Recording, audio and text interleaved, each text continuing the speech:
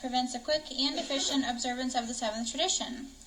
We do not save seats at this meeting. Please mark a spot for yourself only. It has been determined by group conscience that this is a non-smoking meeting both inside and outside with no exceptions. Please be courteous. If there are no more announcements, please join me in welcoming our speaker tonight, Doug M. from Ann Arbor.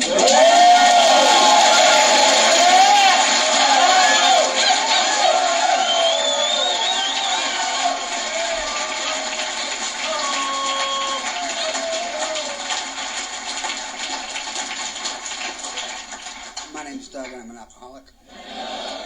And I'm grateful to be here and sober at the same time. There's a member, Ross H., used to come to this meeting, and, he used to say that a lot.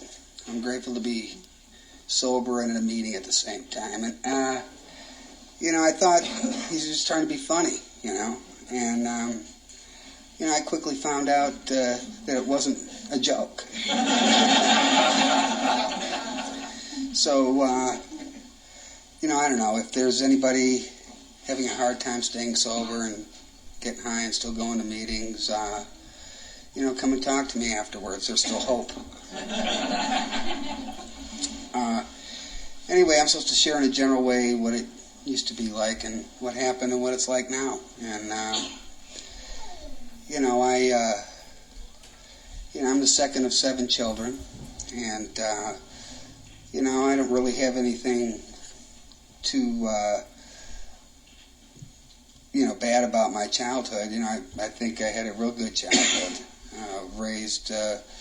Born in Detroit and lived in the suburbs for a while and went to school. And, I really, my first drink was, I was an altar boy and drank some Christian Brothers from the refrigerator after Mass.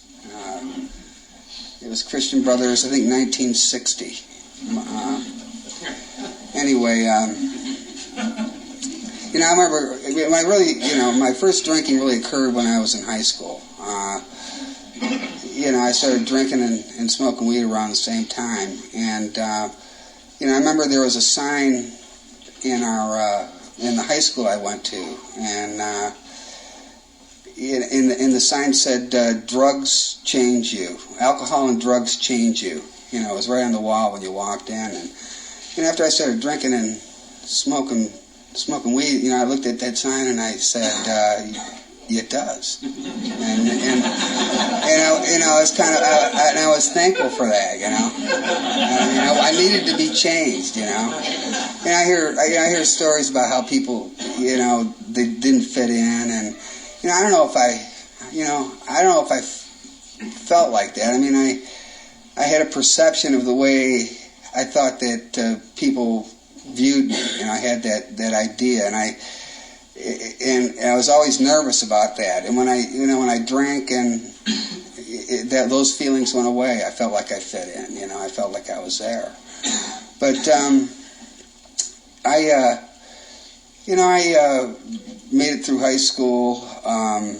Did fairly well, and my alcoholism really kind of took off when I went to Michigan State University. Good place for a budding alcoholic, right? And I went there. I was a gymnast, and I went there on a gymnastics scholarship. And I soon found the people that like to do those things. That like to drink and like to do drugs. And I was on the 5-year plan when I was there. It took me about 5 years to get out. And I drank. I did the normal things that people would do. I drank, smoked weed, took acid, did all those things. And didn't everybody do that? So, since I was on a pretty big curriculum, and so there wasn't that much unmanageability that happened to me, and I never thought in a million years that anybody could tell me I was an alcoholic. I certainly drank every chance I could get, and got high every chance I could get also. I got out of school, out of Michigan State, and I went to Mercy College of Detroit and took up a medical degree and as a PA, and I kind of put things on hold for a while, and then after I was in practice for a while, I was still drinking and smoking weed and doing some cocaine once in a while. But I think that my fateful day came when I was hungover on the couch one Sunday, and I couldn't get up. I had one of those hangovers where if you move your head, it hurts. And at that time, my wife had some Vicodin up in the cupboard because we didn't have any aspirin or anything to take for a headache. And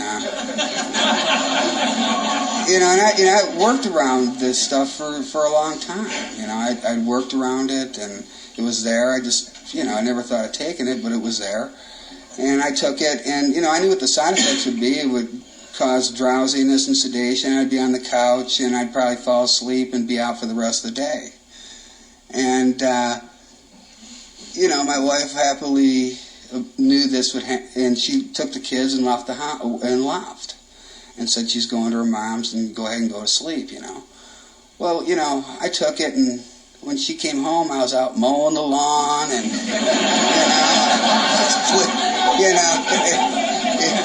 I was cleaning the garage out and calling people on the phone,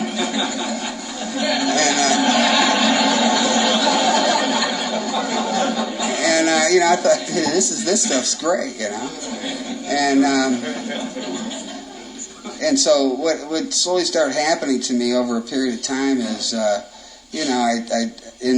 same effect happened the next time I tried it too, and it wasn't too long before pretty soon I had a habit. I crossed those. I said, well, I'll just take some every weekend, and then I'll just use it after work, and then I just wait till after lunch, and then I set all these parameters to myself, and then I broke them all, and then pretty soon I had a habit, and that's really what I thought I had. I had a habit, and there's plenty of times when I knew that, and I really thought that I need to tone this down a little bit, and so what I would do is try to stop, and I'd try various ways to stop, I'd say, okay, this weekend I'm gonna, I'll take this amount on Friday, this amount Saturday, this amount Sunday, and I was never able to do it, Then you look up, I could look up the proper way for a detox to happen. I tried those ways. I tried substituting other medications too, and all that did was just add to what I was already taking. I remember stealing a vial of Demerol from work and going home and thinking I'll just use some IM Demerol, and I won't take any Vicodin. Next day soon found me taking Vicodin and Demerol. So that's how that happened. And then and gradually I started adding things on. I'd add on start taking benzos like the Xanax, and I need to get up in the morning. Of course, I'd take some phentermine in the morning to wake up, some diet pills. And, pretty soon I was taking huge amounts of all these, every one of these. And I was writing bad scripts all over town. And, and I knew I had a problem, but I just couldn't stop, I could not stop. I had, the preoccupation was so intense that, I carried this book around in my pocket, and, it was a log of where what pharmacy I went to, who was working, what time of day, and, it was like big. I had to remember all this stuff, and I had, a couple of fictitious patients that I had, and they were all over 65, so I could get that 10% senior citizen discount. I had to get that, to save a little bit of money,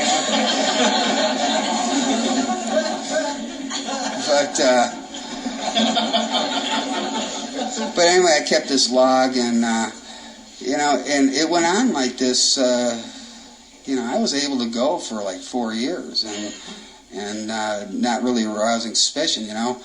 I remember one time coming back. I was told to tell this story, but I remember one time coming back to the clinic, and we had a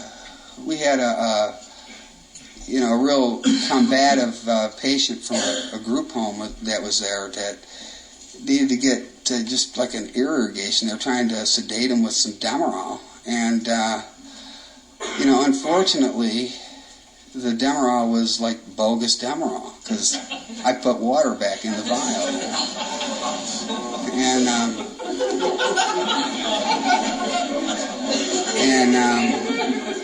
I came walking in from lunch, and I hear all this screaming and commotion, and I go walking back there, and they're all baffled, like 200 milligrams of Demerol doesn't touch this guy.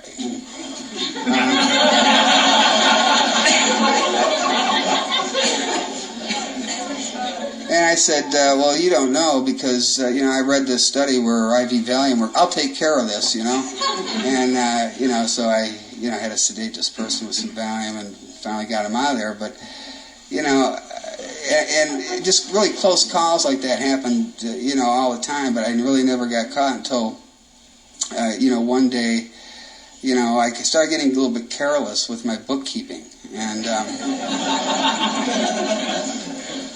where's Dan? I started getting careless with my bookkeeping, and, I kind of overshot the mark with a few prescriptions, and they came back to haunt me, and I got confronted and ended up having to go to treatment for the first time in 1994. And I had a really, it was a tremendously bad detox I went through. I remember that. I remember it was just terrible. And, I was in this place, I was in Brighton Hospital. I was there for like 3 weeks and got out. And, of course, I had to report myself to this governing body for healthcare professionals, and I got put under this monitoring agreement where, you have to drop random urines and so you can keep your license, so I could keep my license. And what happened is that,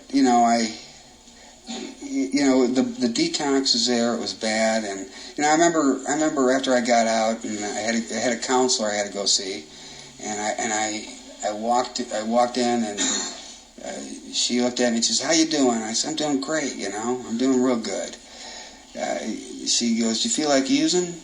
I go, "Feel like using? You crazy? Why would I want to do that? I mean, I'll never do that again."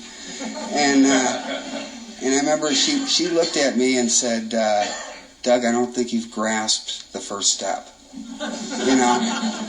And I looked at her and I said, I thought to myself, you are crazy. How could anybody go pick up and use again after what I just went through? I went through a bad detox. I had all these things that could happen to me if I used again. My marriage was already kind of rocky. Losing my license. My capacity to make a living would be gone. There's all these things that could happen that wouldn't be good. And yada, yada, yada. I did pick up and use again. I stayed sober for a period of time. I think it was almost a year. I picked up and used again. I really kind of, I went to AA at that time. I'd go into a meeting.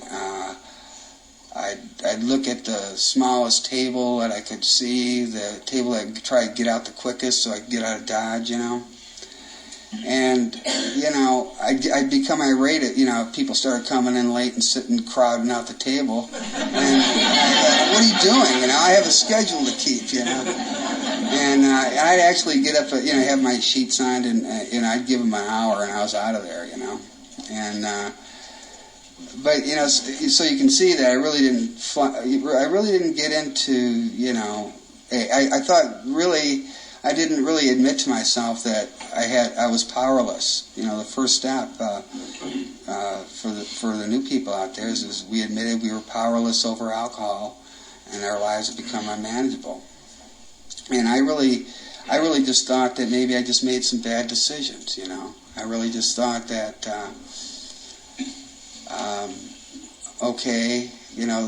I thought really that there's no way I would pick up and use again because of the things I just told you, bad detox, bad consequences. It never in a million years thought I would do that again. And then, I really don't remember what day or what exactly happened, but I remember when I woke up the morning, in that morning when I had relapsed, I certainly didn't plan on relapsing. It hit me all of a sudden. Pretty soon I was off on another run, And, I was really under a lot of, I was under a watchful eye. I had to drop urines every week, randomly once a week, and I was being monitored and going to therapy, and so after I had picked up and used, I had to be real careful, and I knew what the half-lives of everything I was using was, and sometimes I kind of overshot the mark, and I had to try to obtain different urines so I could submit them for drug testing. And when I would go in and see somebody, I was very meticulous about, they'd come in for a cold and I'd take an extensive drug history on them,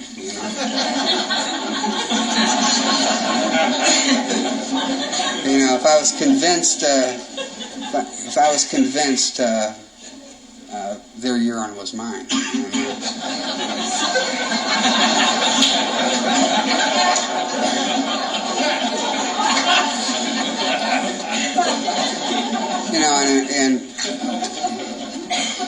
It became an obsessive thing. I had to keep a stockpile. I had to make sure. Don't laugh. It's damn little to laugh about, really. But I had to keep a stockpile, and I had to make sure that when I dropped, the temperature was right and all this other stuff. And here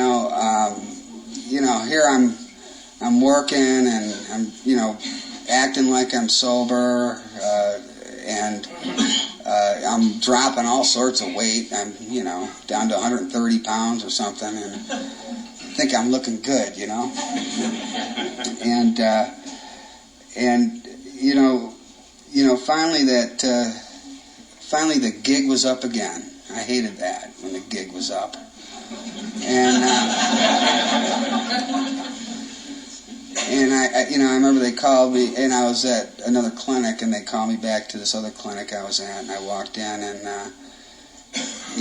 there was a couple of pharmacists. I go in back in this lounge area, and there's a couple of pharmacists, my wife, a bunch of some other people, and when I walked in the room, I knew what the deal was. You just don't call a meeting like that with all these people there, and I ended up going to another treatment center out in Atlanta, Georgia. They suspended my license too, and I was at that treatment center for a period of time, and when I got back, I really thought that now I have what it takes, and I got involved with AA, and things were going really well for me for a long time because I threw myself into AA, and had another contract with the state of Michigan, and I, after a year, I got my license back, and that year was a great year too. I threw myself into AA. I was doing a lot of service work, picking people up. After about a year, I even had a job. I was working in detox. I worked over at Dawn Farm Detox for a while, and really, I remember being happy. I remember it was great, and then I got my license back, and I started working, part time. I only worked part time, and anyway, somebody got sick where I was working. They allowed me to work more hours, and pretty soon I was working a lot of hours, and it was more important to me to make money. I thought, I knew my family. I had screwed my family over, and I thought, I really need to make money now to try to make us move ahead. And so I started working a lot more hours and started working more at night. Started missing meetings, and AA had ceased to become a top priority for me. AA became very secondary. I thought other things were more important. And again, I thought that, with the experience with what I had with a relapse and things, that, that would be enough to keep me sober, too, After all I went through, of course, I'd be an idiot to pick up and use again. All those things were running through my head again. And, as I started working, that day came again when, it came my way, and it blindsided me. I didn't even see it coming. Somebody pushed it my way, and before I knew it, it was down in my throat again. And I remember being real nervous about that, and I did, a couple of days went by, and I was still doing these drug screens again, and pretty soon I was stockpiling urine again. Here we go. Before I came in, Jim Ballmer gave me a drug screen. I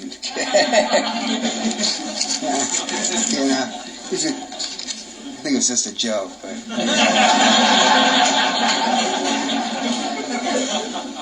I deferred doing it. I want to take Mark Weiner's dog for a walk first.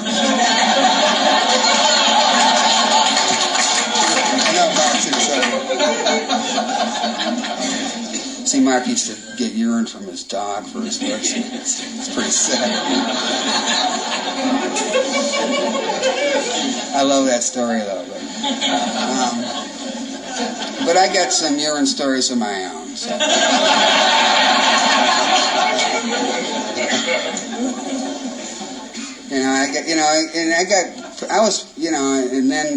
It was very suspicious that, once you start using, your behavior changes, and, you start isolating again, and that's exactly what happened to me. And I did some bad things trying to get away with what was going on. I was writing prescriptions all over town again, and the obsession was back, and I couldn't do anything about it. And I ended up getting caught again, and I didn't care. I lost my license. They took it away, and I said, well, I'll just get a job doing something else, And I didn't care, and I continued to use. I remember I was working at this clinic that was shutting down, and when they left, I told him I'd help him close his office down and move stuff out. And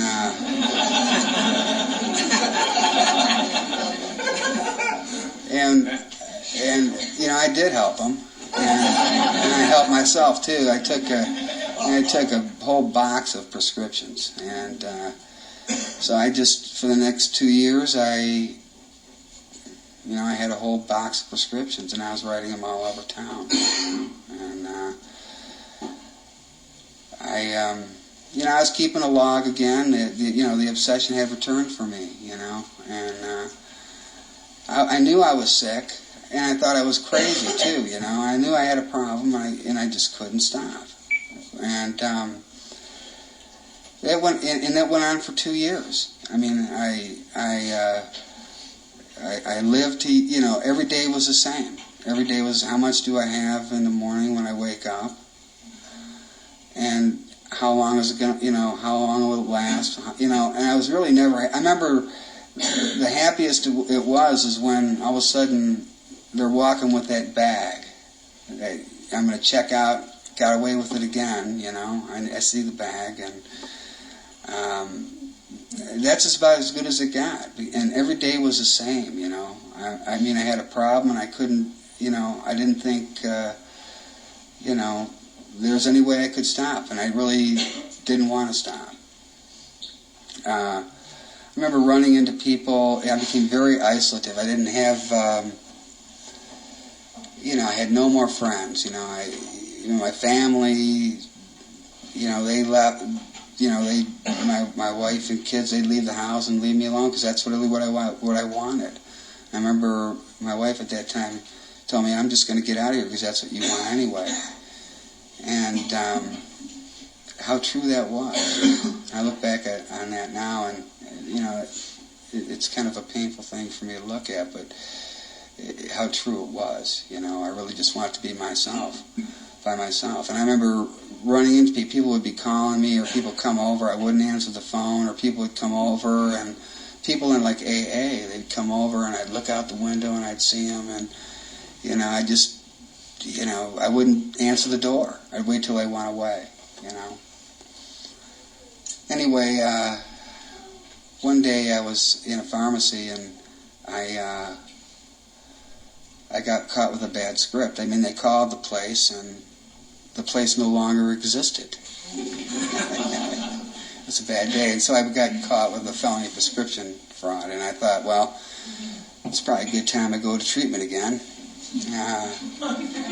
The gig is up again, and so I went to treatment again, and I got out of treatment again, and I was, and I'd stayed sober for a period of time, and then, Dan F. gave me a job working at his clinic with him, and. I was sober for almost a year, and, one day, it came again where I picked up and used again. And this time, I really wasn't being monitored because I really didn't have my license. I didn't have a contract, but, I was being monitored somewhat at Dan's office. But, that wasn't that hard to get away with there. Sorry, Dan.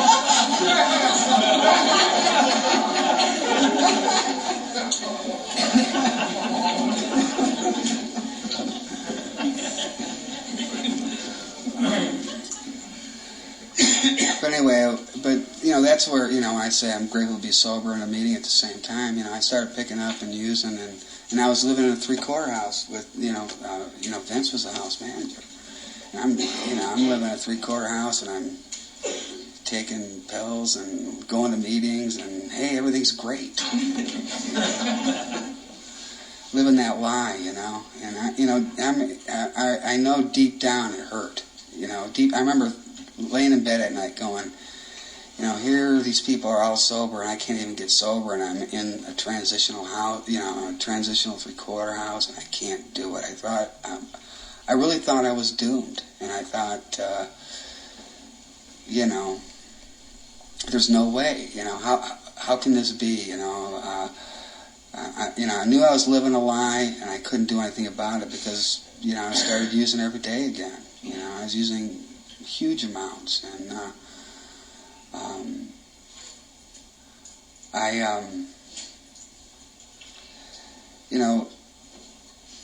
after a period of time, you start doing things.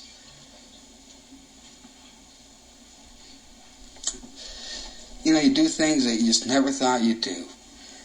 And I did do that. I did things I never thought I would do. And I justified it. I could justify it. Here I'm,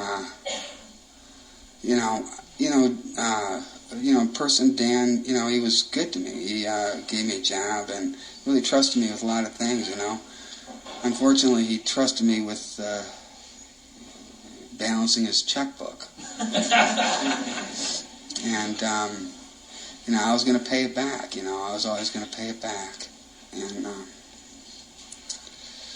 anyway, that fateful day came when, the gig came up, and I did. That was the last time I take that back.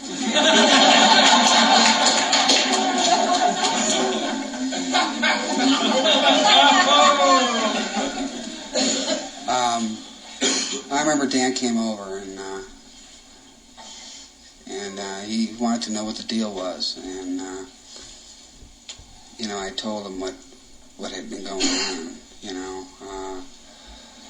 and he took me to Brighton. And I remember leaving for Brighton. He picked me up at the house where I was at, and we were leaving for Brighton. And I just scored like I had 50 Vicodin on me. No worse time to go to treatment. 50 Vicodin. It's a waste. And I remember he asked me if I had any on me, and I knew he was going to ask me that, so I put 5 in my other pocket, and we were turning onto Main Street. He goes, "Well, throw them out the window," and I threw them, and I saw them toppling on the little lawn between the street and the sidewalk near the Amico station, there on Main and Miller.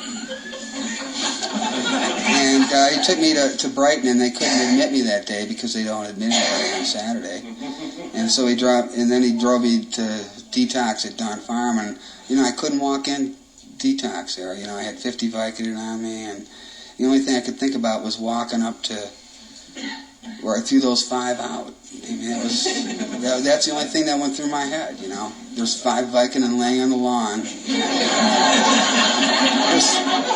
There's fertilizer on them, and just dust them off, And that's, all this stuff is going on. My life's in shambles, and all I could think about was that. That's pretty screwed up thinking. So I went and got those 5 Vicodin. That's what I did. I walked up and got them. And anyway, I ended up going to Brighton Hospital. And I remember checking in, and I snuck. My last use was actually my second day in Brighton, because I snuck some in because I didn't think they were, I wanted to do my own detox, they were giving me things, but, I wanted to make it a little bit softer and easier. And anyway, that never went. I'll take 3, then 2, then 1. I took them all the next day. And so, the last time I used was April 22nd, 2002, and while I was in Brighton Hospital. And anyway, I think that I learned that the powerlessness for me means that I don't have a choice whether I'm going to pick up and use, and really every day for me is about not picking up and using, that's why I'm grateful to be sober and a meeting at the same time, and I really truly am, and if there's people out there that are struggling and, you can't stay sober, there is still hope. But there's some things that you definitely got to do. You have to be honest. You got to be honest about what's going on. You got to get a sponsor. You got to get a sponsor, and you got to call your sponsor. You got to go to a meeting and get involved with the Alcoholics Anonymous. doing service work, picking people up, calling people on the phone. Best thing I ever did was get a cell phone. You know, and I don't know how many people in here I call, but I call a lot of people in here. I get crazy in my head, and I'm calling people. And there's a lot of unmanageability. There's a chapter in the big book called Two Wives. Two Wives. That's all I got to say about that. I've had 2 wives.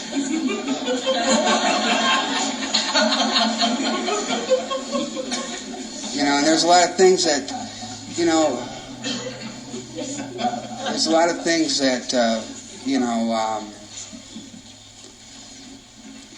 I thought the reason I'm staying sober is for the X, Y, and Z, and I have to learn that the reason I'm staying sober is because it is a matter of life and death, and maybe not death, but maybe I wouldn't die. Maybe I'd end up. We were talking today about that. Maybe I'd end up in a nursing home someplace. Somebody changing my. I don't know. I don't know.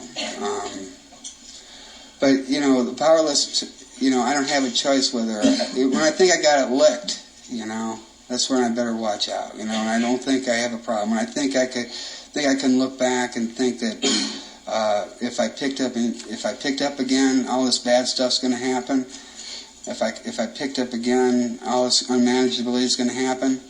In my experience, that was never enough to keep me sober. Never.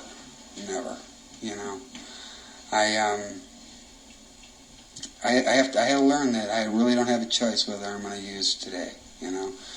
And all I can do for myself is try to give myself a reprieve, like they talk about, that daily reprieve. And I try to do that every day. I mean, I get up in the morning and I try to say some prayers in the morning and ask God to help keep me sober. I call my sponsors and other people every day. I live in a house with some great guys, Joe and Tom and Gordon and Steven's there, and John Williams was there for a while too, and Pat Gibbons. I mean, if Pat can do it.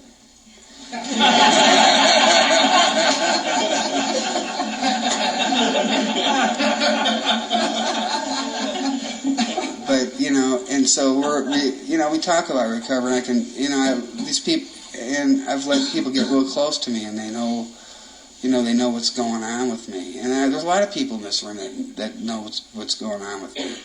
And there's a lot of things I got to get over. I'm working some steps, and I'm in the process. I'm making some amends. But it's a huge thing, to work through the steps, So anyway, I didn't want to really go past 9:15, but there's hope. I feel really grateful that I was able to stay sober and do this talk. I mean, that's huge for me. And if you hear your phone ring and it's me, I'm probably going crazy, and I'll talk to you. And I hope other people in this room, if you're struggling, come and get me, man. I'll give you my phone number and you can call me, and we can do it together. That's all I got. All right.